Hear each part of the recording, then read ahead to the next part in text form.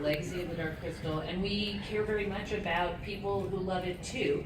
You know, we really did want to be able to, you know, make ourselves available, and of course we'll answer questions and engage with you guys as much as possible, because Dark Crystal is really special. I mean, there never was a movie like this. Whitney was correct in saying that it was received with some curious mystification when it came out, and you know, it was Jim's labor of love, and I also personally think his masterpiece, and he considered it to be his masterpiece, and it was something that he worked on for so many years. You know, between 5 and 10 years, just in real building. So how many years of thinking even before that led to it? We really wanted to do something amazing without humans, with all puppets, and you know, and in his desire to create, he kept calling it the great fantasy movie that he was going to make. The very first person he started working with was Brian Froud. And then the second person was Wendy Meidner, who became Wendy. He acted Wendy as a matchmaker. Yeah. matchmaker, make me a match. Because he wanted to do something very different from the Muppets, and you know, what Brian and Wendy were doing was very different from the Muppets, but it wasn't very different from his heart, from the kind of thing he would want to do. Do you want to Absolutely. It was that was sort of leaping off point in a style that, because you know, Jim Henson was known for the Muppets, and so to break out of that, but Lisa's very right, is the fact that Brian's designs lent themselves to character and to, you know, to things that would relate to puppetry in a wonderful way. So it sort of became that wonderful match of them both working together to form strange new beings that you finally see on screen. What's really interesting from this world, as from a fan perspective, is that the world came first, then the story.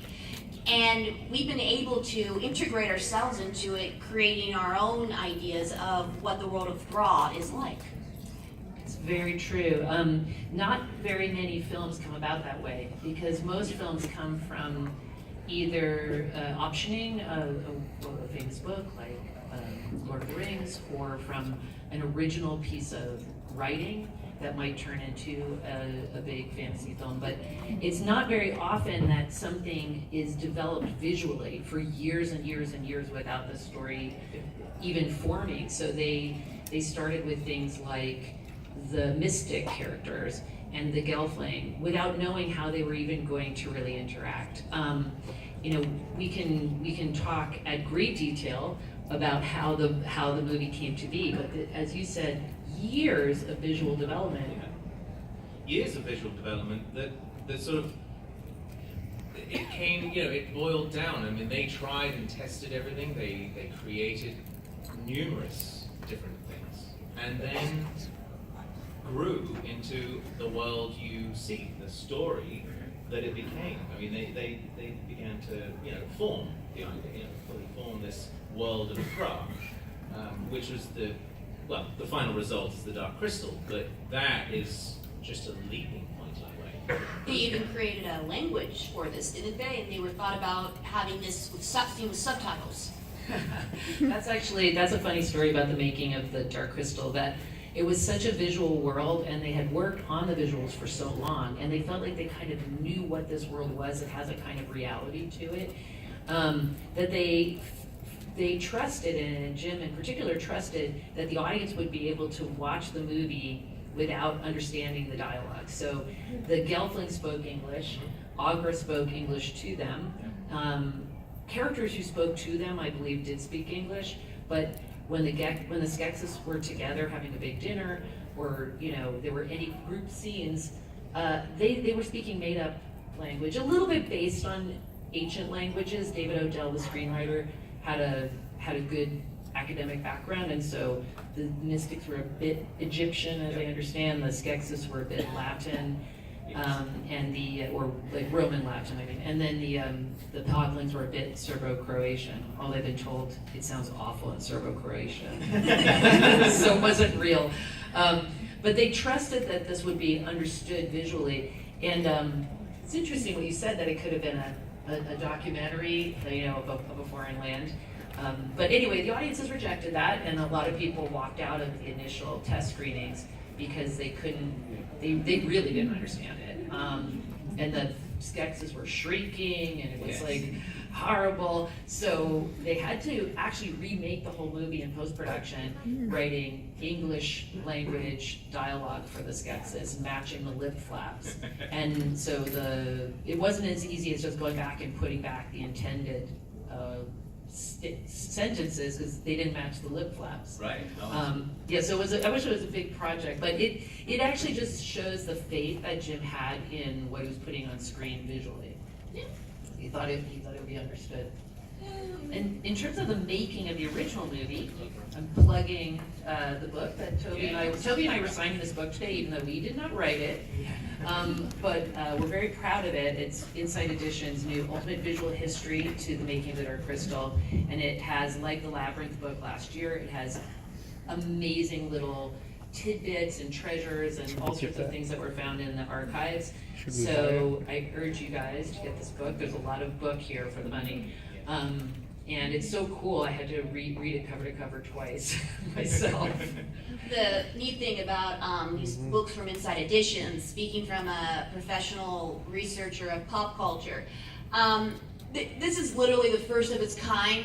There was The Art of the Dark Crystal back in the 80s, which is a collector's item now, not so much, and then they had a re-release of it in their early 2000s. But this is the first of its kind that actually categorizes every single little thing, other than the special features on the DVD, and it's in print. So I could use this as a research tool, but it's for fans.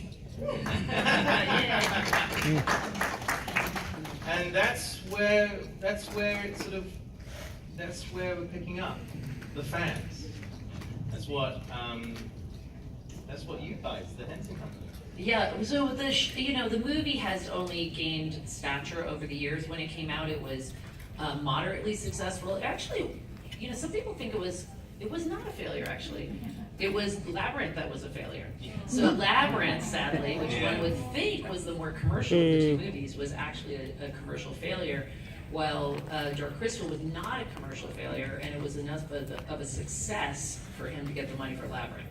So that's how you can remember that. First one successful, led to second one not successful.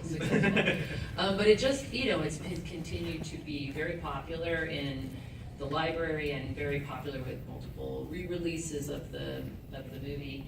But we knew that so many people were interested in Dark Crystal, but we weren't, we know that there also was kind of not a one place to go for information about it. The Wikipedia page is pretty great, we don't have any complaint about what's on Wikipedia, but we also thought that we could give more, because Wikipedia can only put out all the details that are public, and we actually knew things from our archives from close reading of The World of the Dark Crystal, that beautiful book, that we thought, well, there's actually even more information for the fans, and so we set about to do the website that would be the ultimate resource for fans of the Dark Crystal. So I hope you guys have been there. Who's been to darkcrystal.com? Okay, as fans. Okay, you guys need to go. Yeah, you gotta go. It's actually what it does is give you a history, it gives you a timeline, and it gives you something that's visually laid out really well to follow. To immerse yourself into the world that is ever expanding. How many of you have wished that there was an ultimate fan site for a franchise that you've fallen in love with? Pretty much everyone? Okay, this is the perspective that they're approaching this with, and I can tell you from having visited the site, from being a Henson fan, from being a Dark Crystal fan, that this is the place where we are going to reference for fan fiction and fan art and everything. Your cosplay costumes, you're going to want to go here. And what's great is it was designed from that perspective. It actually has. I just want to mention some of the features. It has this cool timeline because there are things referred to in the movie.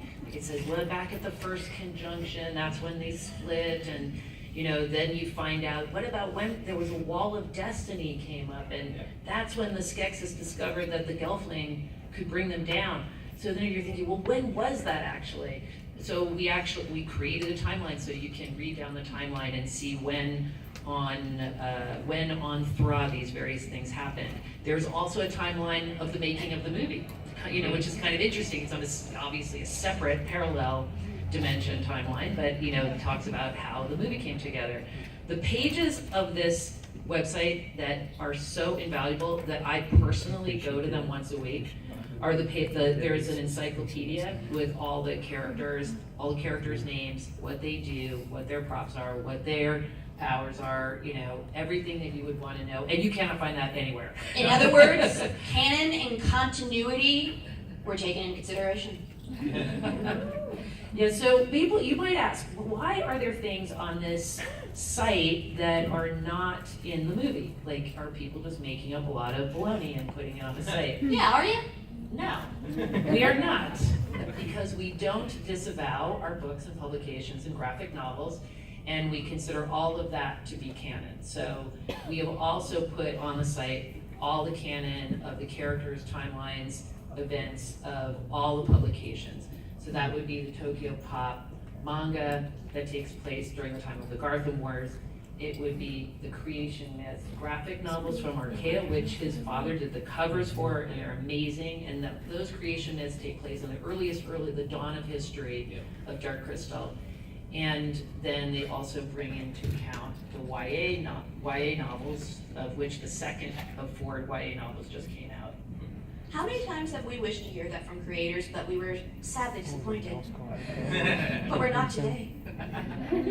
You're making me feel good, because we wanted to see this all rationalized, and also, it's not that there isn't room for surprise, because there are thousands of years, or as we say, thousands of trine to explore in the world of Froud. It's really good. The site's great, and as I said, I use it myself because I use it now. She's not only the owner, she's also the customer. Sometimes you just have to know, what is the first name of the Skeksis ritual master? Oh, it's crazy. It'll drive you keep crazy. track of them all. That's why you use the website. Skekko? Oh, jeez. Skekmal, no, that's the other one. We have just been served.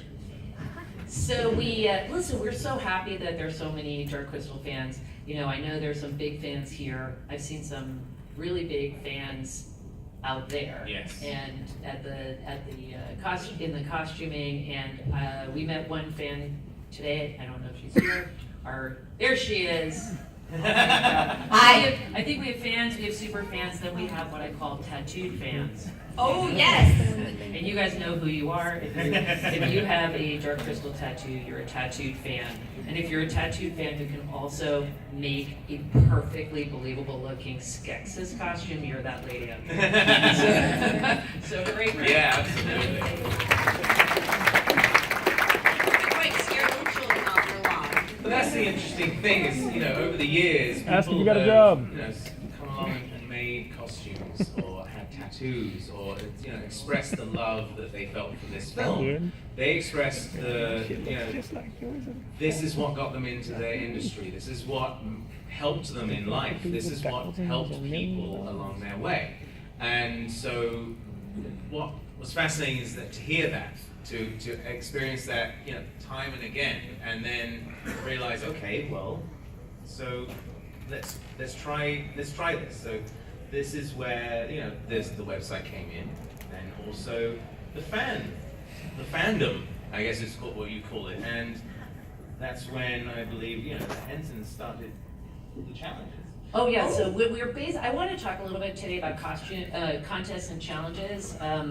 The first one, which was not run through the website, was actually on our television show on the Creature Shop Challenge. We did a Skeksis challenge one day in the Creature Shop Challenge. Did anybody see the show? Do you guys like it? Thank you. We love this show so much. Oh, we were so mad we got canceled. Oh, go bother Sci-Fi. Yeah. We want to do it again. We tried. Maybe Netflix. That is a good idea. Crowdfunding. Yes, we've heard a lot of crowdfunding this weekend. People want, you know what? Okay, so we've actually even thought, the main thing we want to do would be just season 2 of this, but we've even thought of like Creature Shop Junior Challenge, because that's popular. Who would like that? How about Yes, okay, everyone with you. Creature Shop Cosplay Challenge? Creature Shop Cosplay Challenge, sounds good. What? All right, they're spending money. So I think we have a clip here. We just want to show a clip of Robert Bennett winning or participating in the Skeksis challenge. So does that play? Does he still work there? Somebody give me a Diet Coke. Who's running prep? Being inside the puppet for this challenge was an amazing experience. It was just to be on the stage with a professional puppeteer. It was a dream come true, absolutely. We really thought about the challenge, and ours was from a decaying force, so we really wanted to convey that his vocal cords have been rotted away over these 1,000 years, and as he's walking and lurking, we really wanted to convey his arms lurking, and you really have to have a lot of strength in your arms to keep your hands up and moving, especially behind another actor who's also performing. So after last week, watching Misha crawl around the floor on his belly with no ventilation, I have the utmost respect for him.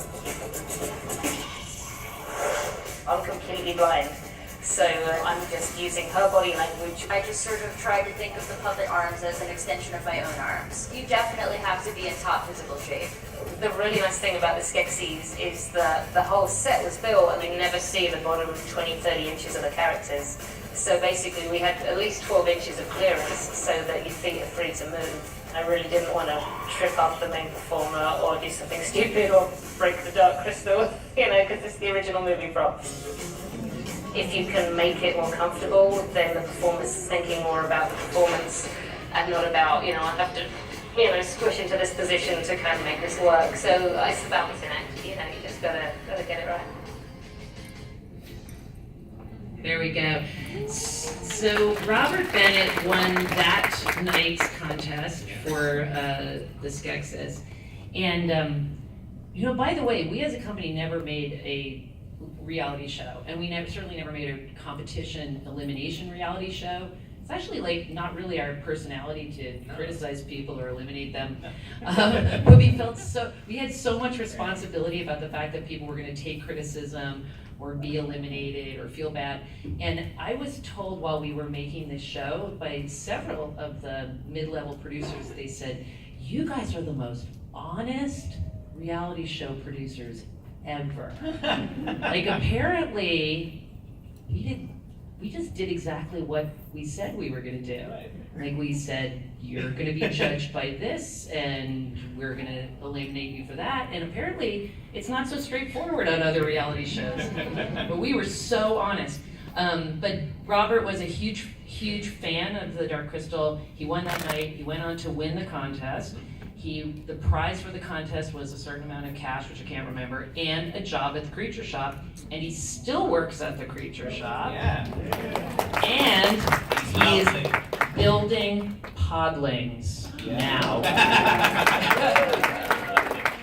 We have him locked away in a back room somewhere. And you work with him now. I do. What do you think about Robert? Oh, he's lovely. He's actually he's a sweetheart. He's great, and he's got the energy still. It's really wonderful to see it, and he's fast. He's really good. He's a great creative. Well, we're going to come to another surprise later. Every about fan's the Creature dream. Shop. Yeah. We got something else. And Yes. talk about this. I mean, I don't write fan fiction anymore. I used to. But the thing is if you write fan fiction, we don't think that's going to go anywhere. However, in this case, it kind of took someone somewhere. Yeah, we were offered a deal for a 4-book YA series by Penguin, and the first time I went to meet with them, we were talking about, well, how are we gonna find the writer for this series? They're gonna have to know a lot about the Dark Crystal, and we're gonna have to read a lot of samples, and it all sounded like so much work. I was like, how are we gonna thread that needle?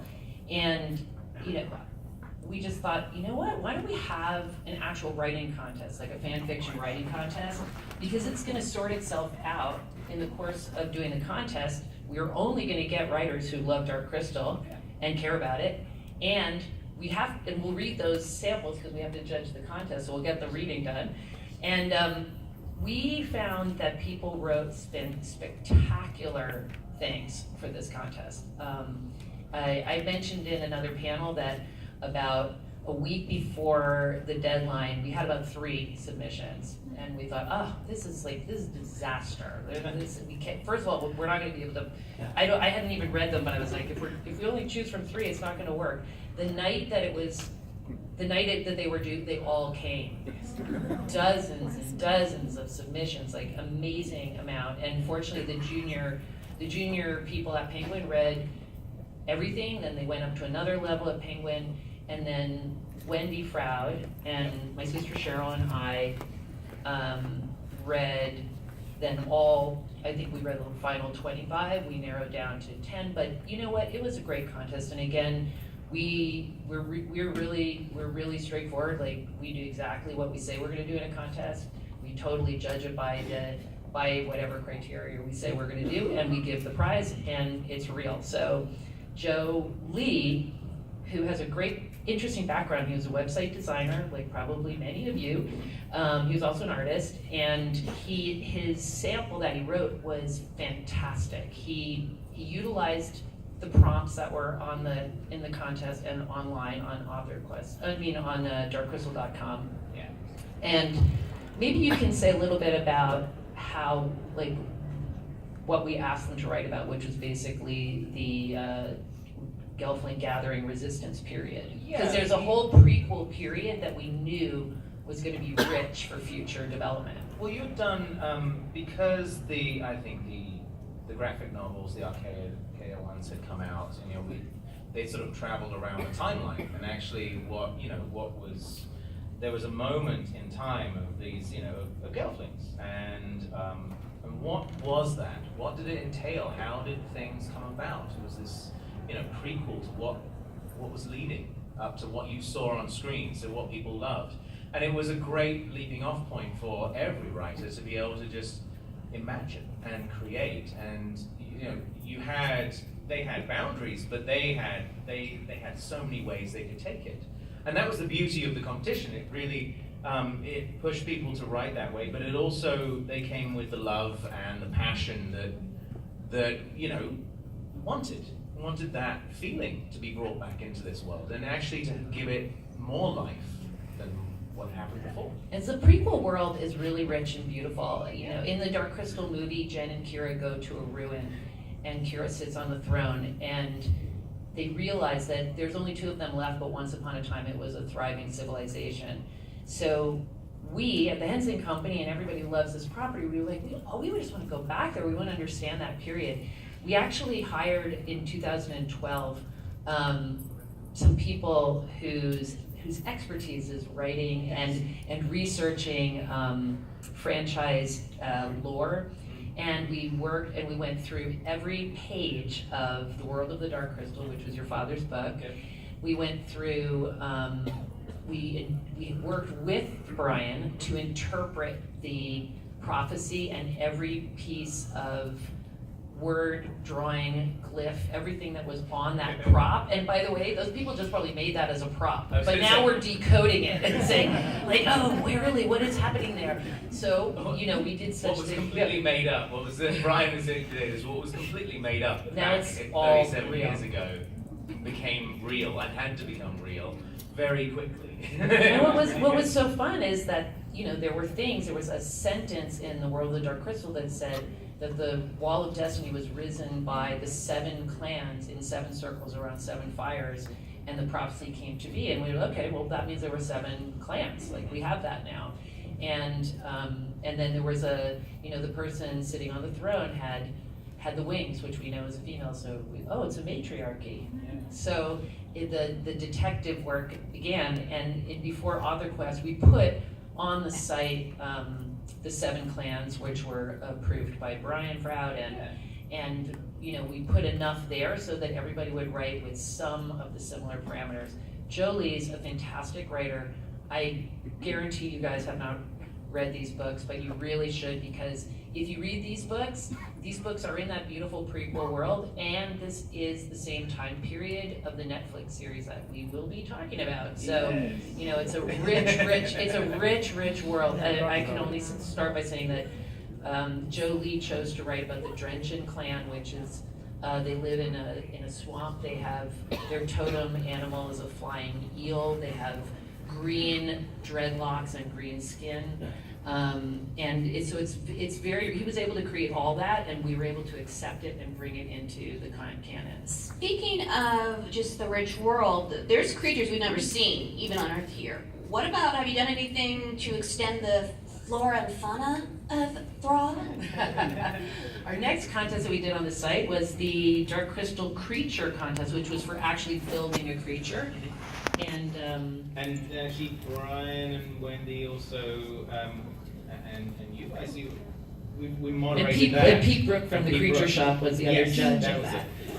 And they judged, so it actually went to the people to judge, you know, the creative teams in that sense, you know, of what these creatures gauge what they should be. And so we got an amazing response. And this was we had a lot of submissions, a Yeah. lot. And the winner was Jeff Brown, who had Inuri the Gelfling Courier.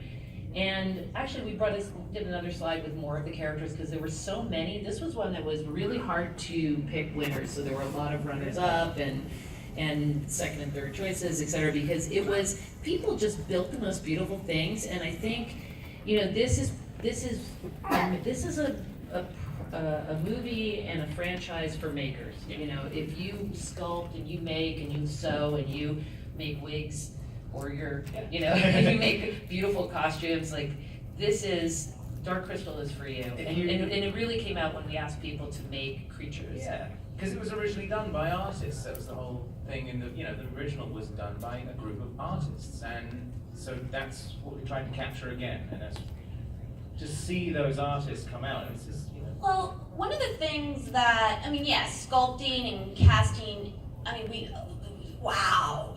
But one of the things that perhaps the average fan likes to do is go to YouTube and make their own fan videos. Did you incorporate that? And that became the next contest. Oh my gosh. It just so happens. So I think it might have been announced here. I can't remember. It was in 2015. We announced the Dark Crystal fan film competition. And again, we had quite a few submissions. So for this one, we deepened the challenge by having people both they had to make creatures, they had to make them as puppets so they could perform them, and then they had to actually make their own short film. Do we have time to watch a 5-minute film, at least a clip of it? The winner was Kristen Dulesky. She is talented. She made most beautiful costumes, and there's a very happy ending for her as well in her work. She started in cosplay. So. Oh, she started in She still cosplay. does. Yes, so let's just watch a little bit of Kristen's film and enjoy it.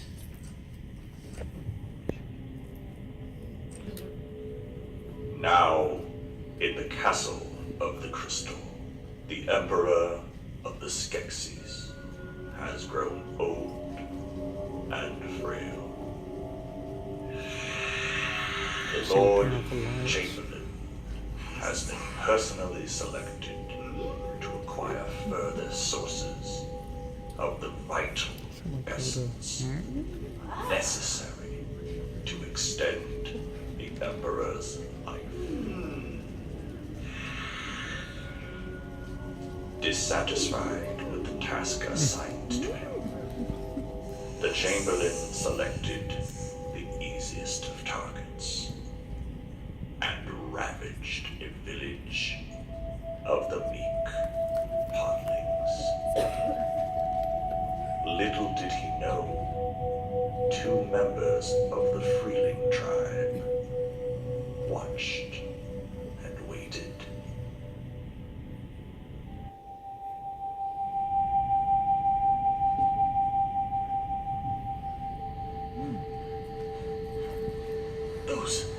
Those creatures. Quiet.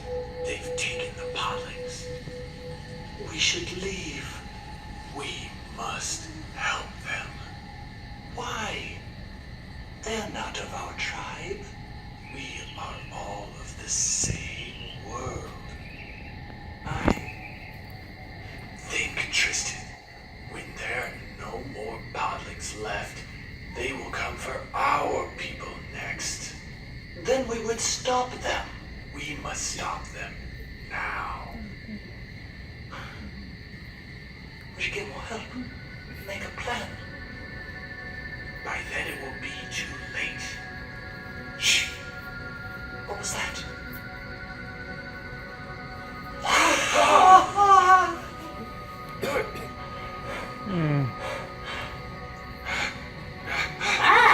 What have we here? Let me go! Let me go! Tristan! Tristan, help me! Tristan! Tristan, help me! Help me! Tristan! There we go. All right. Okay, I think it's enough. There's also a screening of this film as well as several other finalists from the Dark Crystal Fan Contest, as well as the Dark Crystal at the Center for Puppetry Arts on September 30th. September 30th. So if you're still here on September 30th, you can go see Dark Crystal and the fan films. So the fan film contest was judged by Brian Henson, Blanca Lista, who is our head of feature film development at the Henson Company, and somebody else, I can't remember. A person. A person. That might be another Froud, perhaps. Actually, I think Brian. Yes, I think Brian Froud, actually. we always I have a remember Froud. seeing them, but I think We Brian. always have a Froud Yeah. in the judging. But it was a collection. It was a collection of these fan competitions that we sort of hit all different areas and all different disciplines surrounding what was going on, and as a result, got some beautiful things. Found the heart, and found the beginning of a whole new sort of segment of the law, and then you sort of jump forward to now. Well, Show the pic. none of this would Next have show. happened. The heart comes from the people who create this. And this all comes from our imaginations. And our imaginations have to start somewhere. And, who are these people? So These are some excited individuals. So these were taken last week. these were taken at our shop last week. So we are in pre-production on 10 episodes of Dark Crystal for Netflix that we're going to start shooting at Thanksgiving.